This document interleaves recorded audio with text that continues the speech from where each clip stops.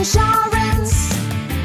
Do it face to face. Buy-to-let, thatched, commercial. We're your high street insurance brokers for all types of insurance. Avoid faceless internet firms. High House Insurance. Do it face to face. See Neil and the friendly team at High Street Selsey. High House Insurance. Do it face to face. Or call Selsey 606 552. Hello and welcome to Selsey Internet Radio. I'm Emma Corley. Today I will be introducing for you a great programme. Here are some of the things that are coming up for our listeners today. Firstly, we have an interview with Caroline from Caroline's Dairy. Liz Dunlop is going to read us a poem about her addiction to animals. Giles Peer will be talking to us about the autumn colour in the garden. And Lynn Reeve has another yummy recipe for us. It's a Christmas chocolate log. We're also going to have another track from local band The Essentials, and this track is called Tall Trees. And then we'll end the programme with a thought for the day from James Wesson, the rector of St Peter's Church. But firstly, I have for you a few events which are happening in and around Selsey in the coming days. Firstly, on the 29th of November, which is a Friday, the Academy Selsey PTA have prize bingo, and that's doors open at 6:30 p.m, eyes down for 7 p.m, and everyone is welcome. And I know they have some great prizes down there, so get yourself down there and have a fun evening. Right now, on Saturday the 30th of November, Santa is coming to town, and that's at Amanda's Hobby Hideout, 126 the High Street, Selsey, and he will be there from 2 p.m. until late. If you'd like to know more, you can call Amanda on 607 968. Next we have St Wilfrid's Catholic Church Christmas Fair, and that will be in the Church Hall in Church Road, and that's from 11 a.m. until 2 p.m. on the 30th. You can get yourself some great Christmas gifts down there. They have gift stalls, raffle with cash prizes, bottle and chocolate tombola, games for the kids, face painting, balloon sculpture, cakes, sweets. They will also be having a Father Christmas. So that's a great gift for every child to go along and see Santa. So you can join them and have a fun start to your Christmas season. Also on the 30th of November, and also the 7th of December, the Venture Club will be holding their Christmas jewellery fair from 9 a.m. until 12 noon, and that's in their boutique behind the Co-op. Go along and get yourself some lovely Christmas goodies for the lovely ladies in your life. And the Venture Club would like to wish everybody a Merry Christmas, so we thank them for that. Thank you, Venture Club, and Merry Christmas to you. Right now, also on the 30th is the Selsey Christmas Illumination Switch On, and they will be leaving East Beach Car Park at 5:30 p.m. The procession will get to East Beach Shops for a switch on at 5:45 p.m, and then there's a rolling road closure which will be enforced via Beach Road, Church Road and along the High Street until they get to the closed off section. The High Street switch on is at 6:45 p.m. and the closed off section of the High Street is from East Street to Latham Road and part of West Street, and that's from 5:30 p.m. until 8 p.m. because of all the stalls and other fun activities that are going on down there. Shops will also be opening late for late night shopping on that evening, so that's a really great way for everyone to get down there and start off their festive season. Now, something a bit different, the Selsey Town Hall team are bringing some Christmas magic to the town this year. Or should they? This is what they say. The best way to spread Christmas cheer is showing free movies for all to see. Elf is showing in the Town Hall at 10:30 a.m. on Saturday the 30th of November. The doors will open at 10 a.m. and seats come first come, first serve, so arrive early and join in the festive fun. Also, in the 4 weeks leading up to Christmas in December, they will be presenting the following free Saturday morning cinema screenings to help spread the festive cheer. Firstly, Saturday the 30th of November, which I've already said is Elf, a great favourite in our house. Saturday the 7th of December, A Muppet Christmas Carol. Saturday the 14th of December is A White Christmas. And on Saturday the 21st of December, A Wonderful Life, which I think is a lot of people's very most favourite Christmas film. So go along and join them in the town hall for some free family fun. Screenings start at 10:30am. Doors will be open from 10am for pre-film refreshments and festive treats. Tickets are non-bookable in advance, so arrive early to make sure you get a place. And wow, what a great way for anyone to start their festive season off, and it's free, and you don't get that very often, do you? Right now, without further ado, let's get on with the programme. Firstly, we have an interview with Caroline from Caroline's Dairy. So over to you. I like ice cream. I'm sure most of you like ice cream as well, but I doubt very much whether you ever found an ice cream better than Caroline's Dairy ice cream. And I'm in her farmhouse kitchen now, talking to her. Caroline, how did you start making ice cream?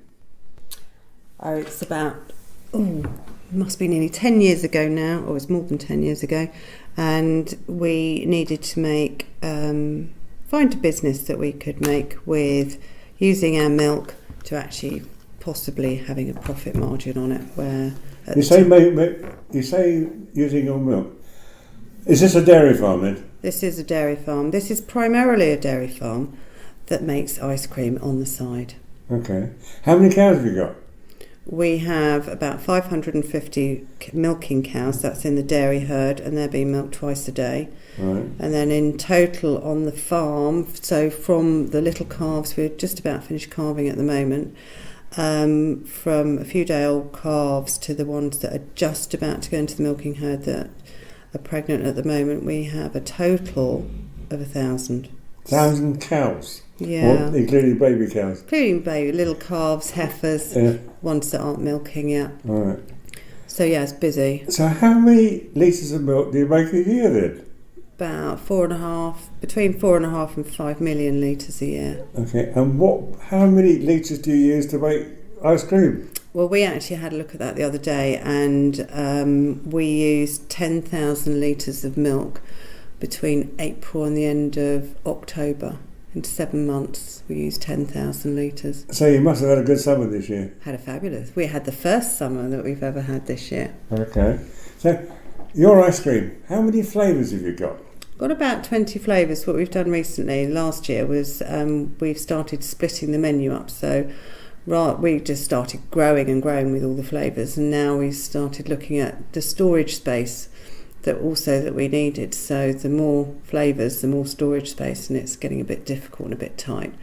So we've got some seasonal flavours now. So we have some that come in for the winter, and then end of March they'll disappear, and then we'll bring in summer flavours. So actually keeps it a little bit more interesting as well, that the flavour just disappears. But then you'll look forward to it like seasonal fruits. It's any seasonal seasonal food.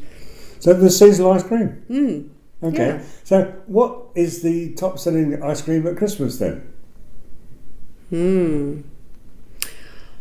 Vanilla is always the How top. boring. I know. Yeah? I know. But chocolate beat it last year. Really?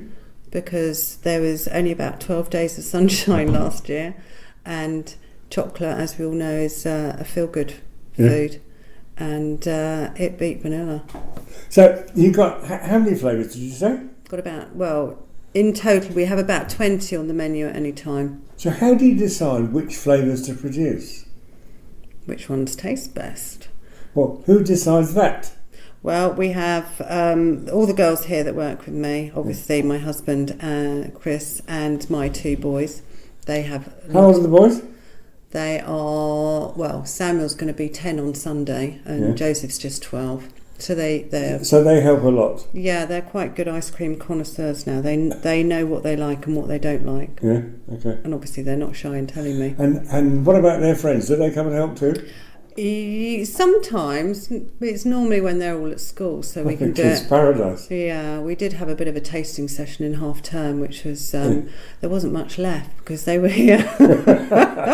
Normally we just have a small spoonful. You might have a second spoonful if you're not if we're talking about it in more depth, but by the time it got to the end of the table, which was where Joseph and Samuel were, and they kept finishing all the pots, so they had a nice time. They didn't need any lunch. So where do you actually make the ice cream?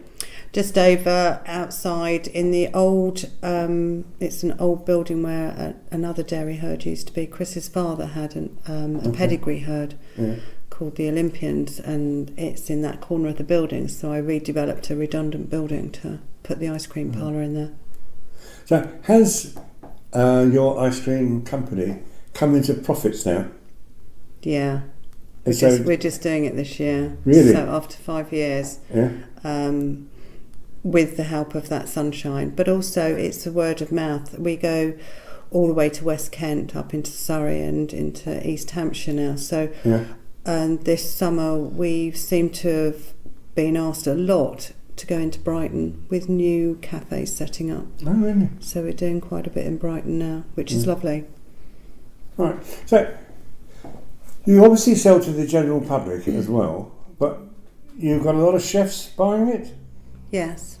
So that's sort of licensed restaurants or pubs or what? Yeah. Hotels? Pubs, restaurants, hotels. Basically, the catering sizes are for people that have a kitchen to serve food. And is the catering side more important than the normal retail side? Or is it half and half? I don't retail direct to the public apart from at events, because I haven't got a shop, and we'll never get planning permission here on the farm to actually open a proper ice cream parlour, because the road is too narrow, and that's why we won't have it.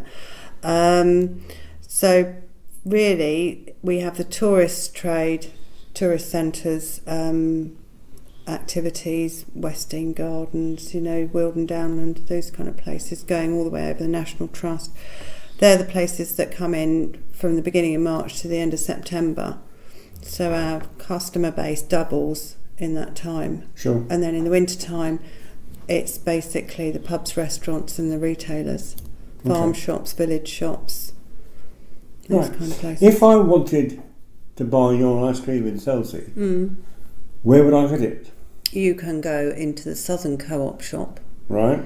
And you can go into the Selsey off licence, which has the wine ambulance, which is great. And I think I might be right in saying that Andy there actually has a cool bag with ice blocks, and he actually perhaps delivers the ice cream with your wine. Okay. So, and also Compton's Farm Shop, which is just outside on the main road.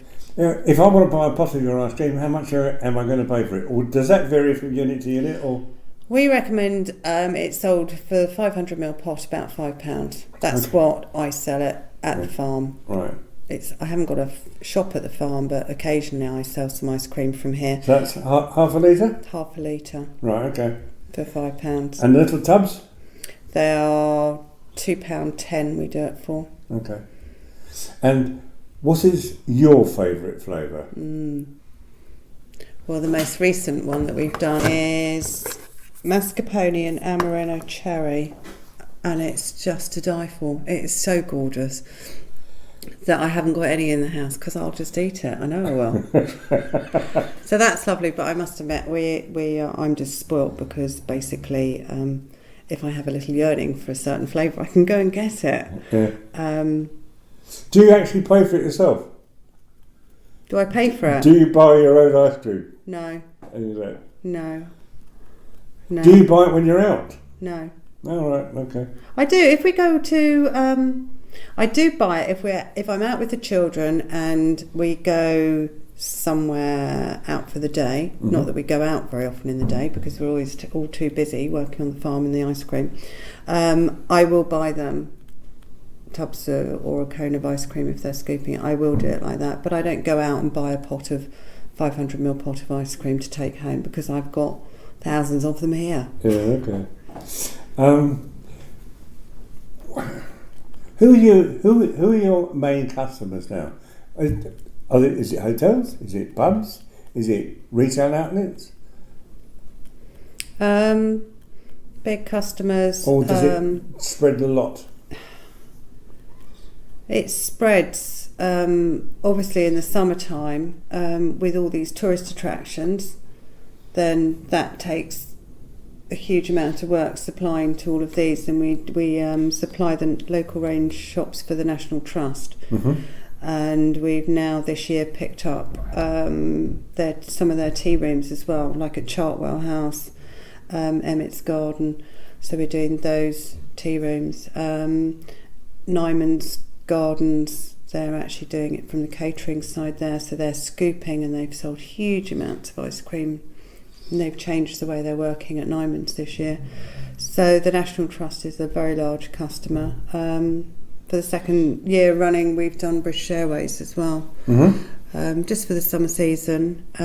Just from London City Airport, we have 10 or 11 destinations from London City Airport, and it's just in the business class. So it's not huge numbers, but it ended up being a lot more than what they'd actually asked for this year. When I talked to you before, you very proudly said that your product exploits human weakness. Yeah, it does. Do you think that's true? Yeah, it definitely does, because with the ice cream bikes, and we've got the little message on the front of the ice cream bikes, and people come past and they see it and point at it, and they're nudging each other and saying, look, it exploits human weakness. It's true. I won't eat anything else now. And they'll say things like that, and it's great. And they take photographs of it, and they laugh, and it's really good.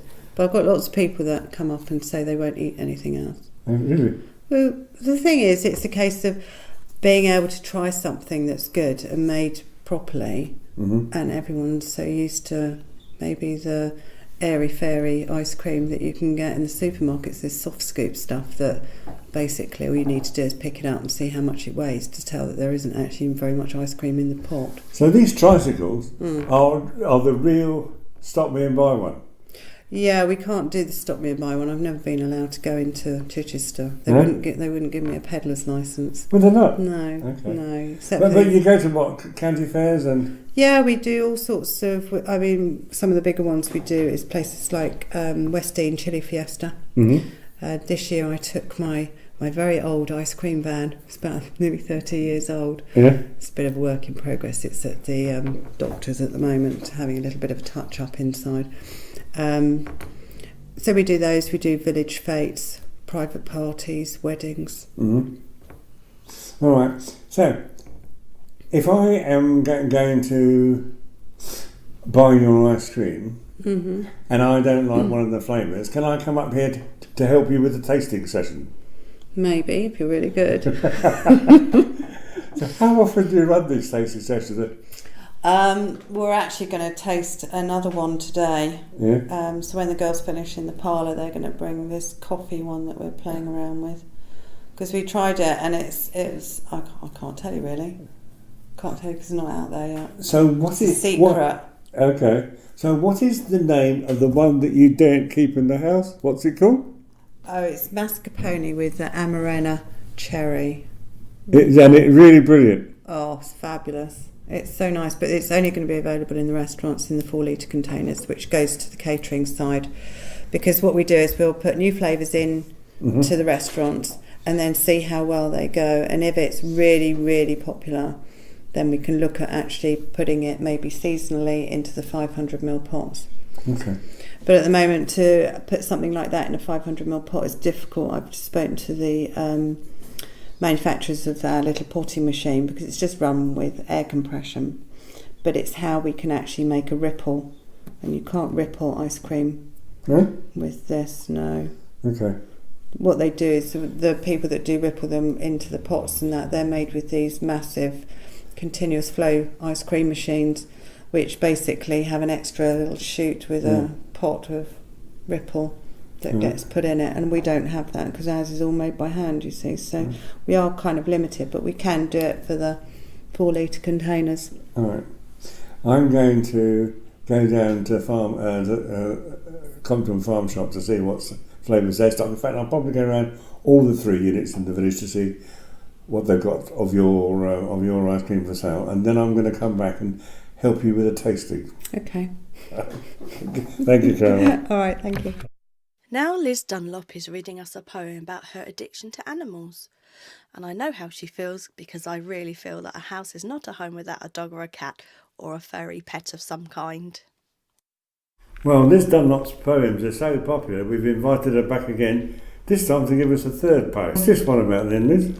Well, this one's about me, Hugh, and some people find my addiction for animals quite alarming, so I thought I'd write a poem about them. Ah, this is when you had to walk through dozens of cats, isn't it? That's right, that's the one.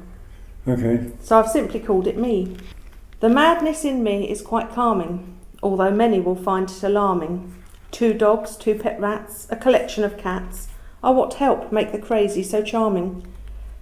My passion for pets is a glory for vets, with regular payments, they won't accept debts. My ever-increasing, replaced for decreasing, is almost enough to make onlookers vex. Some call it a curse which will only get worse, till the day I am taken away in a hearse. Some say it's addiction, obsessive affliction, which won't get away till they've taken my purse. My comment on this is I'm happy, living in chaos and fur. I dream of less clutter, it makes my heart flutter, but then I listen to that purr. The madness in me is quite charming. I'm kind to the furry and vets. My obsessive affliction with fur purr addiction is a recipe for well-raised pets. How many cats have you got? I'm 9. 9? But I do say to people just a collection. And they all have 9 lives? I hope so. We have a hamster that has 9 lives. Well, The cats have actually played with the hamster on many occasions, but she's still quite well and living. okay. Thanks, Liz. Great poem. Now let's hear from Giles Peer, who is going to talk to us about autumn colour in the garden. Giles, of course, is our resident gardening genius. So, Giles, what have you got for us this week? Well, I'm just going to mention at the beginning, it's at this time of year, this very interesting little fact. You can have green, brown and scarlet leaves on a tree or shrub. You can have packed green buds all on the same tree. Then you'll also have naked twigs. You'll have some sun-stained fruits left, if it's a tree with berries, obviously, or fruit. And this, you can see all those colours and all those facets on one plant. Really? All at the same time. This is the only time of year you can ever do that. Okay. So that's just a So passing interest. You can capture that with a camera then. You can't can. It'd be most interesting to do that, actually. Yeah. So it's just a little bit of interesting facts. And Giles, what's interesting me at the moment is I've got, I suppose because we've perhaps overwatered the lawn this summer, we've got a lot of moss. yeah. How am I going to get rid of it? Here, the only quick way, well, there isn't a quick way. The only way I can tell you, it's a lot of hard work, obviously, is to keep scarifying it as much as you can. What, with a wire rake? Yeah. Okay. And you can actually hire mechanical scarifiers from a shop, but I wouldn't suggest that. The lawn's really huge. Yeah. You don't want to go down that road. Right. So it's a manual task. And what about lawn and what about well, the thing is, feed and weed? you need to scarify quite a bit now. You need to do it more than once, in other words, 2 or Okay. 3 times. All right. That won't clear it all, but it will help, and it will also get the grass more. It does the grass good because it gives it more breathing space. Okay. And then you can at this time of year apply an autumn weed and feed as well. So how often would you scarify now between now and the spring? I was stopped. I wouldn't scarify it in December or November or January at all, because you're likely to. It's either going to be muddy or make it muddy, or it could be frozen, either or both. Yeah. So I'd really say you need to do it 2 or 3 times this month. All right. Okay. Fine. Maybe you could go into the first bit of December, depending on the weather. Okay, Charles. Thanks a lot. And but as I say, it'll never. It's very hard to eliminate it totally. But if you do what I've said, you'll do the best you can. Okay. Another little thing we can do this time of year in the greenhouse, or even in the vegetable plot outside if it's a smaller one, is get loads of boiling water and sterilise it. That does a good job. I know people don't think about sterilising too often, Right. but especially in the greenhouse, which is a smaller area anyway. Any soil beds or anything, sterilise them with hot water, boiling water. Really? And it will help a lot. It'll do a lot of good. And I say, if you have a small plot outside for vegetables or whatever it might be, do the same thing. Okay. Just give it a good, and then what you do is you pour the boiling water on it, and then you cover it with a bit of sheeting for 24 hours. Right. And then it's actually sterile. It'll be a lot better. Yeah. All right. A lot better. Thank you. And the other thing I'd like to say is don't place plants, or vegetables or plants at the back of the veg plot or the herbaceous border that need much attention. I've done it myself. It's very easy to do it. We put things at the back, and then later on next year we're struggling because of all the plants, etc., in the front of them to get to them, and without damaging what's in front. So anything that needs any much attention at all must be nearer the front, not the back. And presumably then you can stack them in tiers. Yeah, absolutely. So you put the tallest plants at the back? Absolutely, yeah. But you've got to think about how much attention they're going to need, the ones at the back. All right. Fine. And another thing I was going to suggest at this time of year is it's a good, if one wants to, for a really early crop, sow some early peas can be sown now. Really? At this time of year, no, yeah. You need to get. And when will you pick them? Well, they come that much earlier. They'd probably be ready, I'd say, end of May, early June, probably. All right. And the only ones to use, by the way, are round. You need to ask for an early pea, and the good varieties are Meteor and Superb. They're both very good. Mm-hmm. And the other thing that can be sown now are broad beans, again with the same intent for an early crop, and a very good variety of that is Aqua Dulce. So that's just a little idea to be doing if one wants something a bit early. Also, the greenhouse glass and vents need good ideas to buff it with a mixture of vinegar and water, because it's a good time to clean them, because they in the greenhouse need every bit of sunlight they can get through. So give them a good clean. Right, to finish this week, a little snippet.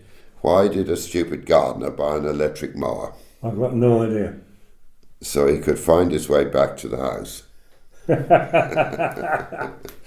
Thanks a lot, John. Bye-bye.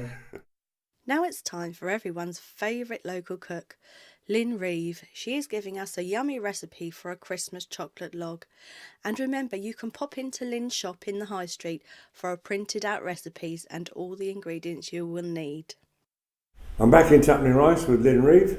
My name's Hugh Graham. What have you got for us this week then, Lynn? Oh, chocolate log, you. Oh, brilliant. Yeah, Okay. I love chocolate log, don't you? Just Yeah. makes Christmas, doesn't it?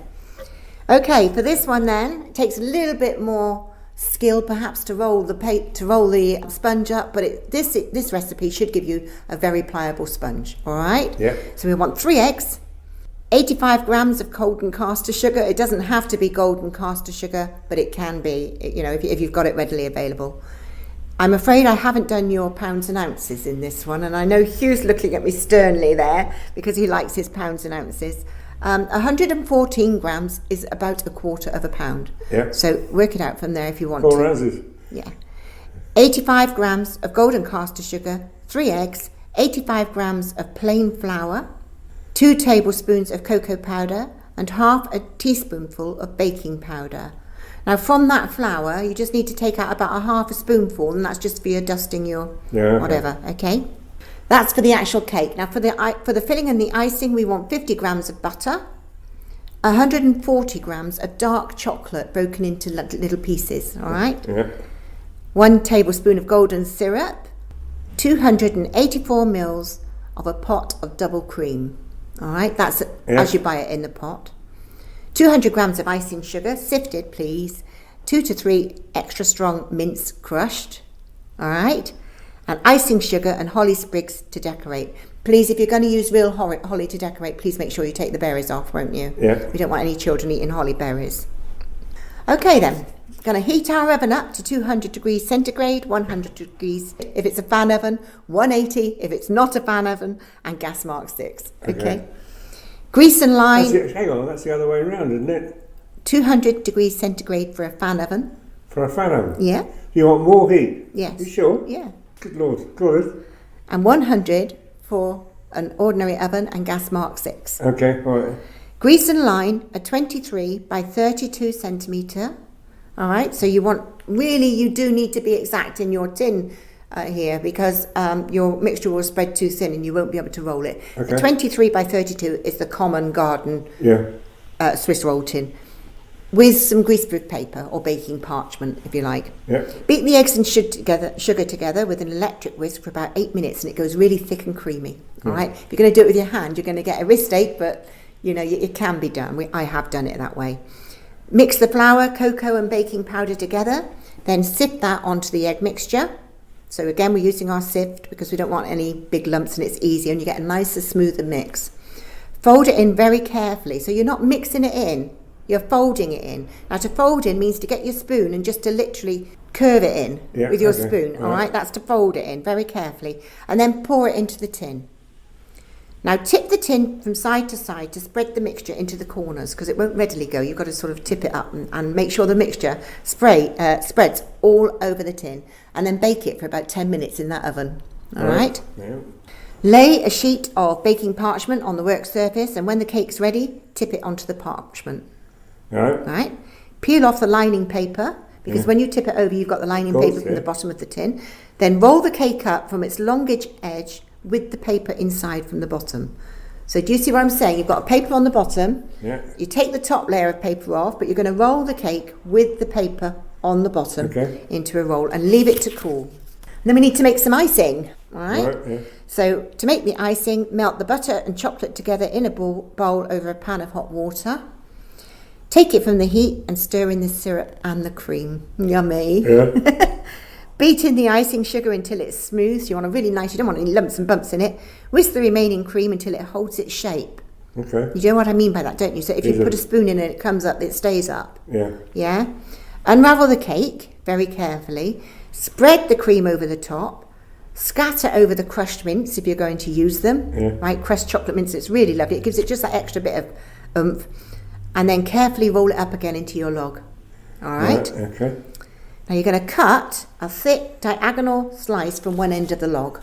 So you're going to cut it looking like a log. So you're going to just cut it through on one end from a diagonal. Yeah. And that diagonal end, you're going to stick to the other bit of the log with a little bit of your icing. All right? Spread the rest of it all over the cake, and with a fork, make some lovely diagonal lines all across it so it looks like a log, and decorate it with your holly and icing sugar, if you like, on the top to resemble some snow. And you can make that 2 to 3 weeks before Christmas, Really? Yeah, you can. And so it will stay. In an airtight tin, it will stay, or in a Tupperware container, it will stay quite nicely until Christmas. And it's just lovely. It makes a Christmas table. Thanks a lot, Lynn. You're welcome. Now it's time for another track from local band The Essentials. This is called Tall Trees. Hope you enjoy.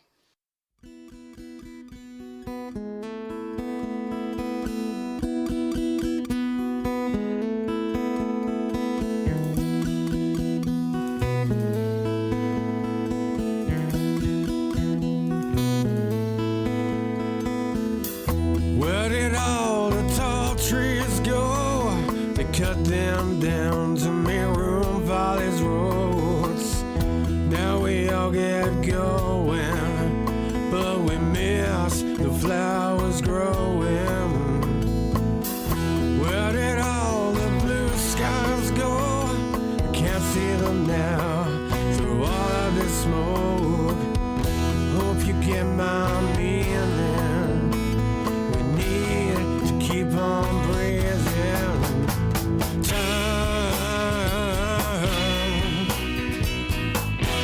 Time waits for no man.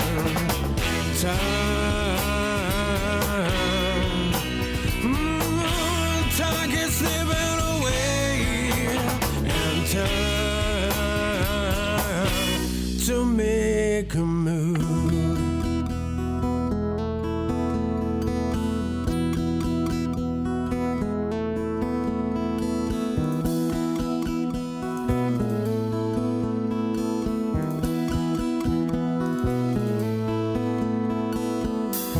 Where did all the animals go? I see them now looking sad in the zoo. Let me tell you, honey, you can't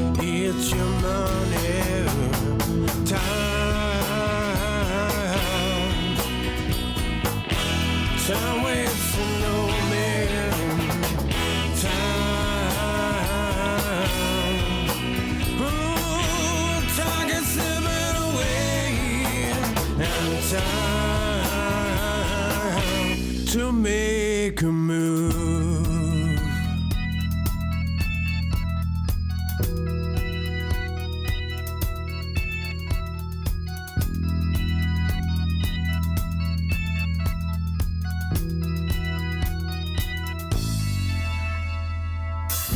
Where is old integrity now?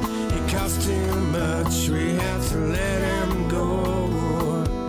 We should know now, baby, it's not all about the gravy.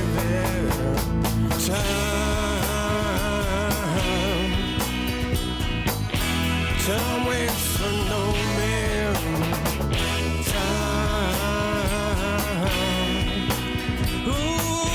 Time gets slipping away, and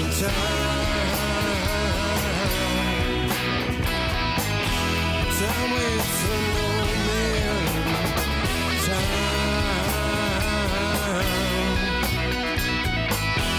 Time gets slipping away, yeah, time to make a move.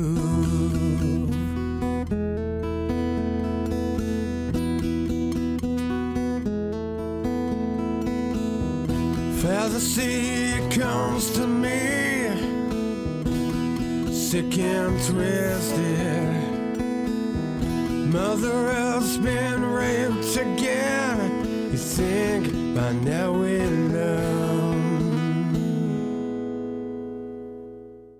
Now we've come to the end of the programme for another week, so we're going to leave you with a thought for the day from James Wesson, rector of St Peter's Church.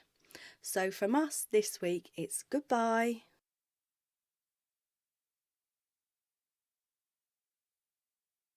If ever you are forced by the wind and the rain to take refuge in St Peter's Church, it's well worth having a close look at the lectern, for it carries with it an extraordinary story.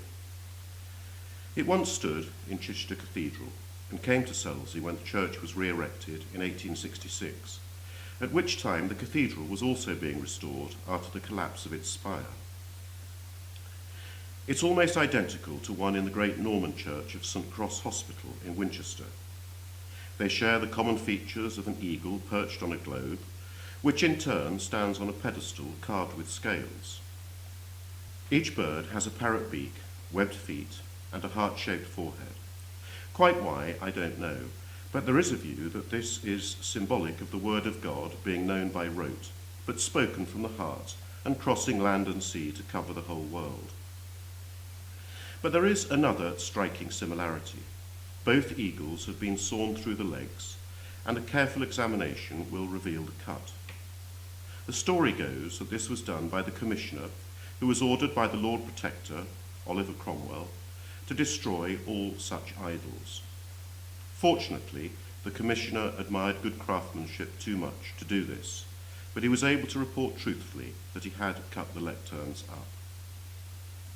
When better times came with the restoration, the halves were rejoined and the lecterns were replaced in their rightful places. History suggests that these lecterns are pre-Reformation works, and there is a connection which supports this.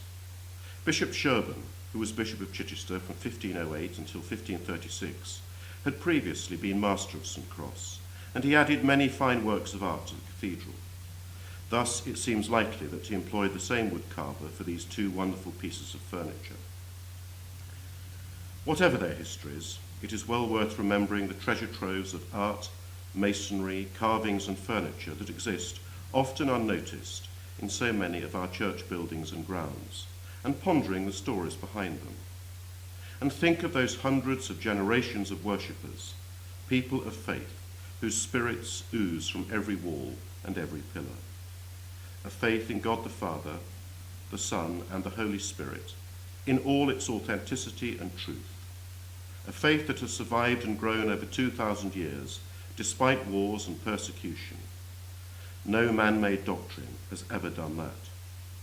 And with that faith has survived much of the physical evidence of mankind's love of God. So next time you pass a church, pop in and have a good look round. You may well be surprised by what you find, and may that surprise inspire you to greater faith and devotion to Christ.